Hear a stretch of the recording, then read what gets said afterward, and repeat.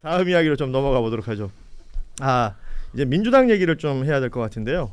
그 지금 김병기 의원의 뭐 여러 의혹들이 계속 보도를 통해서 나오고 있는데 다소 결이 좀 다른 내용이 하나 있어서 요거 좀 짚어볼까 합니다. 그러니까 2024년 12월 3일 비상계엄 불법계엄 그 당일날 뭐 다들 알고 있는 내용들이 진행이 됐고 이 계엄이 해제된 직후인 그 다음날 12월 4일 이날은 국회가 이제 통제가 되고 있었던 날입니다. 출입을 좀 뭐랄까요 가려서 출입을 하고 있었던 그런 상황들이었죠. 뭐 온 국민이 뉴스를 보고 있었던 타이밍이니까요. 그런데 이날 아시다시피 김병기 의원의 지역구는 서울 동작구입니다.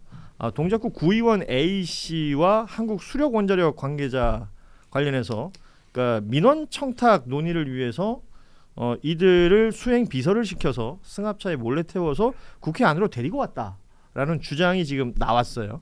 그러니까 뭐 그 소송 내용이라는 게 울진에 한수원 공사장 부지의 식당 운영 관련된 내용의 민원이 있다라는 건데 모르겠어요. 그 지역구 의원이 지역구에 있는 민원을 청취하는 것은 어찌 보면 당연한 일인데요.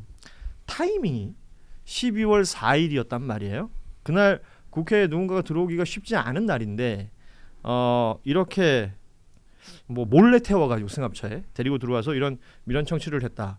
이런 것에 대해서도 비판의 목소리가 나오더라고요. 그러니까 김병기 의원이 기존의 의정 활동을 어떻게 했느냐 전반을 보는 것 같습니다. 이제. 그래서 이게 제가 계속 하는 말이지만 시간 흐름으로서 불리해져. 이것도 당연하죠. 그거 뭐 보좌관이나 반대 측에서 갖고 있던 자료를 아마 했던 것 같고 뭐 이걸 뭐 사실 법률적으로 위반됐거나 뭐 엄청 비난할 거리는 아닙니다. 네. 그러니까 시간이 계속 흘러가면 갈수록 이런 내용 계속 나오는 거거든요.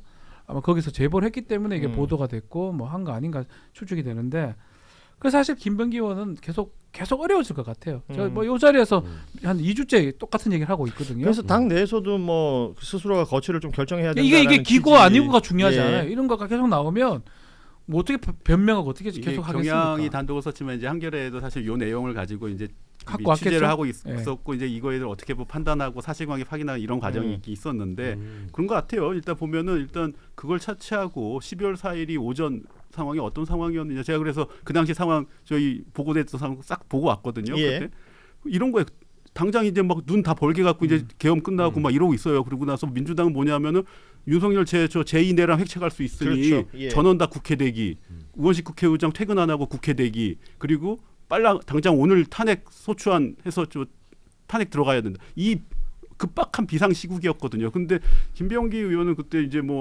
그래도 우리 하던 거니까 민원이고 하니까 일단 근데 못 들어온다고 그냥 그러면 네가 나가서 차에다 싣고 들어와. 그러면 내가 청취해서 해볼게. 이거예요. 그러니까 이 사람은 자기가 무슨 최종병기라고 주장하는데 저는 그냥 민원병기야 이날은 보면요. 이게 저는 굉장히 정말 약간 모멸감이나 약간 모욕감, 배신감, 온갖 감정이 다 들더라고요. 민원 해결에는 최종병기네요. 게다가 이게 지역구 민원이긴 하지만 지역구 내 사항이 아닌 거예요. 울산에서 이미 울진에서 예. 소송 붙고 있고 그러니까 한마디로 어디 땅에 그냥 막 들어가서 한마디로 불법 한밭집 같은 거 운영 뭐 이런 건데 운영권이라고 표현하고 있습니다만 그러니까 이거를 갖다 어떻게 그 자기 지역 국민의 민원이라고 해서 이걸 어떻게 해결해 줄까? 나는 이것도 이해가 안 되지만 그 타이밍 자체가 이게 말이 되나 하면서 그때 소환됐던 게 이래서 이 사람은 좀 이해가는 좀 가는 얘기일 수도 있지만 87년도에 안기부에 들어간 양반이거든요. 그렇죠. 저는 그 생각이 나더라고요. 그 시절에 안기부 가는 사람은 솔직히 말해서 이해가 안 가는데 저는 그것까지 생각이 들면서 별로 지금에 와서는 이제 김병기 의원의 의정 활동 전반에 대한 이제 뭐 예를 들어서 문제 제기를 할 수 있는 부분들이 툭툭 나오는 것 같은데 박지원 의원이라든지 당 내에 계신 인사들이 지금 뭐 입장 조금씩 내는 게 뭐 페이스북이나 이런데 글을 쓰고 있잖아요. 그러니까 국민의힘과 다른 민주당의 기존의 어떤 모습, 그 모습을 해치는 경우들이 있다면 뭐 의원 스스로의 거취 판단. 혹은 당 대표를 향해서도 좀 뭐랄까요 그 리더십 이게 뭐 잔인한 리더십이라고 말할 수도 있겠지만 뭐 제명이라든지 등에 대한 결단을 촉구하는 이런 메시지들도 지금 나오고 있는 상황입니다. 어찌됐건 김병기 의원에 대한 징계 여부는 12일 윤리심판원에서 논의가 된다고 알려지고 있는데 우리 김정환 변호사는 어떤 그러니까 지금 방금 이제 김남일 기자님이 안기부 예. 이야기를 하셨는데 이제 김병기 의원과 관련된 이야기가 계속 나오고 있잖아요. 저는 도대체 왜 이런 일이 벌어질까라고 생각을 했을 때 이제 여기까지 생각이 드는 거예요. 이분이 이제 8, 90년대에 안기부 국정원에서 주요 이제 업무를 맡았었잖아요. 인사처장까지 했었죠. 예, 거기가 이제 사실은 군대 조직과 비슷하단 말이에요. 제 나이 또래 친구들은요. 군대에 가서 당번병을 하면은요. 요리도 해야 되고 빨래도 해야 되고 심지어는 그 장군들 과외까지 해줘야 돼요. 뭐 제가 해본 사람으로서 예. 전투화도 닦아야 됩니다. 네네. 네. 뭐냐 하면 이분은 불광이죠 거기는. 이분은 보좌진들을 당번병 대하듯이 대한 거예요. 아. 예. 시대가 바뀐 거를 몰랐던 거예요. 음. 보좌진들 한 명 한 명 마음속에 정말로 칼을 품게 만드신 거예요. 90년대 당번가 그런 이제 마인드를 가지고 그 국정을 하신 거 12월 4일 이 사건을 제가 어제 봤을 때 정말 납득이 안 되는 게 그렇게 지금 국회의장은 지금 국회에서 잠을 자고 있다는데 예.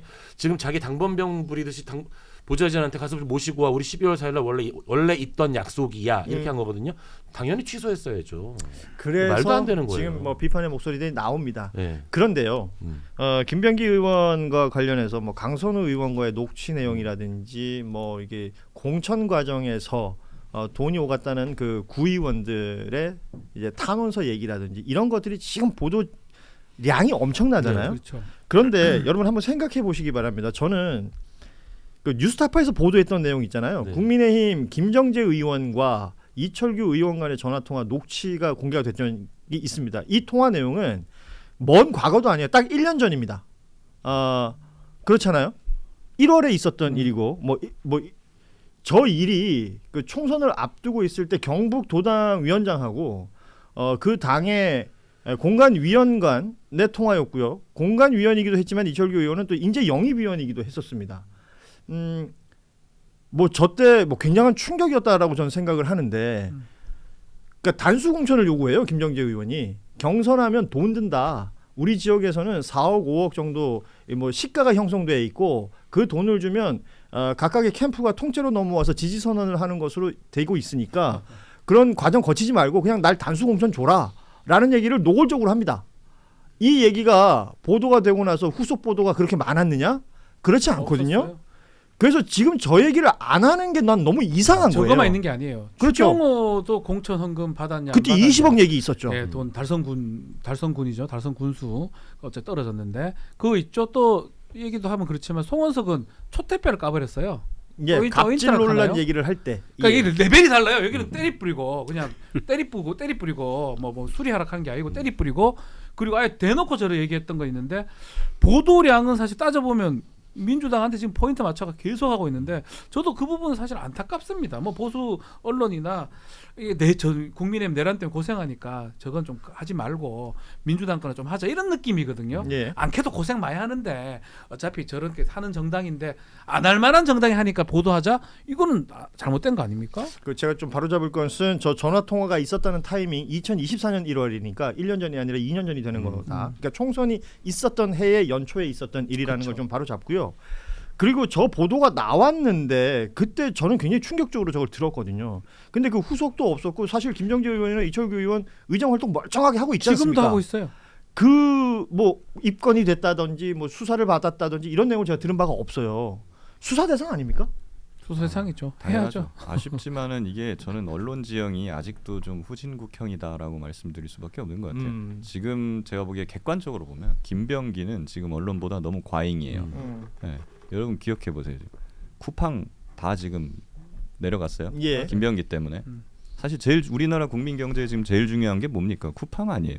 예. 근데 지금 쿠팡 보도하는 언론 없어요. 제가 예. 검색해 보니까 몇 군데에서 뭐 찌끔찌끔 하고 있는데 완전히 묻힙니다. 지금 김병기 때문에. 이게 뭐냐고요, 사실. 예. 중요한 게 뭔지는 언론에서 그렇게 비중 있게 다뤄줘야죠. 김정재 문제라든가 저기 이철규나 뭐 다른 당에서 있었던 추경호나 이런 부분도 같이 다뤄줘야죠. 김병기 할 거면 공천 헌금이 문제고 정치가 문제면 같이 이런 구조적인 문제를 다뤄줘야 되는데 그냥 이번에 또 김병기가 뭐 했대요? 4일날 뭐 했대요 하면서 그냥 그 무슨 썬데이 서울도 아니고 레거시 언론이라는 데서 이런 식으로 하는 것이 저는 약간 옛날에 조국 그 입시 비리 사태 그때 재현이 아닌가 싶고 저는 그때 검사였지만 제가 무슨 말을 했냐면 조국 입시 비리 났을 때 이거 전수조사해야 되는 거 아니야? 예. 예, 그냥 정부가 입시비리 전수조사청이라는 거를 만들어 가지고 최근 10년간 입시비리 그냥 전수적으로 싹 다 조사해 가지고 10,000명이든 10만 명이든 그냥 비리가 있으면 다 입학 취소시켜 버리자 이참에 사회를 정화해야 된다. 아 역시 이런 그 주장을 김규현 검사는 거칠었네요 그때. 멋있네요. 뭐 그런 거 한번 해보고 싶어요. 예. 아니 그 사람이 문제가 아니라 그 구조 전체를 바꿔야 그렇죠. 그게 언론이고 그게 검찰이고 그게 국가잖아요. 그러니까 그런 걸 해줘야죠. 약간 저희 중국에서 현지 기자간담회 네. 앞에 말했던 거기서 이제 갑자기 검찰 항소 포기 얘기를 그랬었죠. 했잖아요. 그게 예. 맥락이 그러니까 혐중정서 이런 부분에서 언론에 약간 뭐 삐딱하게 보는 이상하게 보는 거 그러니까 지형의 얘기랑 비슷한 건데 그러니까 검찰이 만약에 1심에서 무죄가 나면 항소 포기를 하면은 애초에 뭔가 잘못됐으니 검찰을 욕해야 되는데 오히려 항소 포기한 거를 수사를 왜 이렇게 했냐라고 검찰을 욕해야 되는데 오히려 항소 포기를 한 걸 욕하게 한다. 뭐 이런 부분에 이제 지적이었거든요. 이게 같은 맥락인 것 같아요. 그러니까 뭔가 어떤 판단의 기준을 어디서 두고 그렇죠. 하느냐에 따라서 너무나 이 판단이 달라지니 어떤 보도량이나 어떤 보도의 어떤 가치 판단 이런 게 달라지니 이제 사실은 그렇게 되는 게 이제 뭐 제가 언론 현업에 있긴 하지만 이제 그런 부분들이 매일매일 하는 판단의 한계도 있고 뭐 있지만 그 부분에 대해 더 노력을 해야 되죠. 근데 그 부분이 매번 실패를 하는 경우가 많습니다. 그러니까 이 정도 되면은 뭐 공천 헌금 실상이 얼마인가라는 무슨 기획 기사 이런 게 나와줘야 되는 거 아니에요? 레거시 지금 언론이면. 뭐 대단히 중요한 얘기를 네. 해준 것 같아요. 그러니까 이제. 사실 할 거면은 아예 싹 하자고요. 정치권에서도 그럼 정치인 뭐 인간 개조 위원회 아니면 정치 정화 뭐 특히 이런 거 만들어 갖고 싹 다 조사해 갖고 발본색원을 한번 해보자고. 이런 게 나와야 좀 건실해지는 너무 거죠. 공감하는데 그럼에도 불구하고 김병기 의원이 뭐 탈당이나 이걸 하지 않는 이상은 계속 반복될 것 같아요. 그렇죠. 지형 자체가 이렇게 돼 있어요. 그러니까 벌어지는 현상에 대해서 뉴스가 나오는 걸 뭐 막을 수는 없는 거죠. 그리고 그 뉴스라는 것은 그 언론사가 이제 소위 말해서 아젠다 세팅이라고 해서 언론이 이게 뉴스다라고 말하는 순간 뉴스가 되는 그렇죠. 것들을 우리가 다 알고 있습니다. 근데 과거와는 다른 것은 또 분명히 있는 것 같아요. 과거에 소위 말하는 레거시 미디어들만 있을 때는 그것이 다였다면 지금 뉴미디어 시대가 되면서 또 다른 목소리들을 계속해서 내고 있는 것이기 때문에 뉴스 소비자들은 이걸 두루두루 보고 있을 것이고 그래서 저희 그 뉴스다이브 같은 매체들의 역할이 굉장히 중요하다는 저는 생각을 합니다. 다만 이게 바뀌지 않는다면 변화를 요구해야 된다라는 생각은 들어요. 김병기 의원의 뉴스 양이 많아요. 그런데 여기에 공천 헌금이 문제다라는 내용들을 지금 짚고 있는 것 아닙니까? 그러면 실제 다른 정당에서의 공천 헌금은 이런 식으로 있었는데 이거는 그 뒤로 어떻게 되느냐? 그렇죠. 그리고 예를 들어서 이게 공천 헌금이 정치판의 현실이라면 시가가 있다면서요? 그렇죠. 시가를 한번 적어봅시다. 어디는 20억이라고 그러고 어디는 4억이라고 그럽니다. 예. 그리고 어떤 특정 지역은 뭐 그럼 몇천만 원으로 되는 게 있느냐? 구의원은 얼마고 시의원은 얼마냐? 그래요. 이런 것들 한번 좀 조사하고 취재가 되어서 나온다면 이건 뉴스를 보는 소비자들이 더 쉽게 판단할 수 있지 않을까요? 국힘에서 지금 저기 공천헌금 특검 뭐 요구하고 있지 않나요? 그러면 뭐 민주당이 그 받고 네, 네 이거 것, 같이 하자고? 니들 것도 하자 또 이제 저기 통일교 받고 할 때처럼 신천지까지 하는 것처럼 또 그렇게 하면 될 것 같아요. 그래요. 예. 또 얘기 나누다 보니까 시간이 지났습니다. 예. 저희가 이제 1시간 방송이라서 늘 좀 이렇게 아쉽게 마무리가 되는 경향이 좀 있어요. 우리 또 함께 해주시는 패널 분들도 하고 싶은 말이 많았을 텐데 다 못하고 가는 경우들이 있죠. 예. 그렇지 않아요? 아니요. 그걸 다 해요. 뭐 일찍 퇴근하니까 좋다라는 느낌이네요. 모르겠는데요. 아니 그거는 있어요. 아까 전에 하다가 타이밍이 놓쳐서 못했던 내용인데 그 국민의힘 이제 장동혁 대표 쇄신안 보면은 과거 뭐 뇌물 등 각종 그 비리 저지른 사람들은 공천을 원천 배제하겠다. 이게 기준이 어떻게 되나 이걸로 싸울 것 같아요. 오세훈은 어떻게 할게요? 오세훈 서울시장. 예. 일단 기소는 됐어요. 예. 그러면 하나 선택지 저거겠죠. 야 이거는 저기 하명 이재명 대통령이 하명 특검이 기소한 거니까 우리는 이거 수사자치 인정 못해라고 버티거나 두 번째 아직 재판 결과 안 나왔으니 버티거나 사실은 이제 제가 봤을 때 아까 전에 호기롭게 뭐 당 쇄신안이라고 뭐 이제 뭐 어떤 공천 기준을 발표했는데 그거 자체가 또 여러 가지 분란의 기준이 될 거거든요. 이제 그거에 대해서 당내에서도 그렇고 당 밖에서도 그렇고 그러니까 제 기억에 맞다면 2014년인가 지방선거 때는 민주당이 한번 이와 유사한 걸 했다가 뭐 세게 그때는 기소만 돼도 공천 배제라고 했는데 그게 이제 실제 뭐 현실에서 적용할 때는 매우 힘들거든요. 예. 그게 야 나는 정말 억울하게 당해서 기소당한 거야. 저 검찰이 나를 왜 이게 여러 가지 이제 경우의 수가 있고 판단의 기준점들이 달라지는데 이제 일단 당 쇄신안 호기롭게 이렇게 좋은 말 탁 써놨잖아요. 저거 지키려면 죽어납니다 진짜. 예, 우리 김남일 기자가 좋은 얘기 해주셨는데 그 수업 끝나고 나면 질문 있는 사람이라고 했을 때 손드는 학생 같은 느낌이 약간 있네요. 가장 미워요. 예. 동료들 입장에서는 상당히 가방 싸고 있는데. 이거 뭐 그게 갑자기 궁금해지나 이런 생각이 막 드는. 죄송해요. 예. 우리 패널들 진짜 솔직합니다. 예. 자, 뉴스다이브 오늘 수요일 함께했던 시간 이렇게 마무리하겠습니다. 우리 박준 변호사, 김기현 변호사, 김정한 변호사, 김남일 기자와 함께 인사드리죠. 내일 오후 3시 30분에 뉴스다이브는 계속 이어집니다. 여러분 고맙습니다.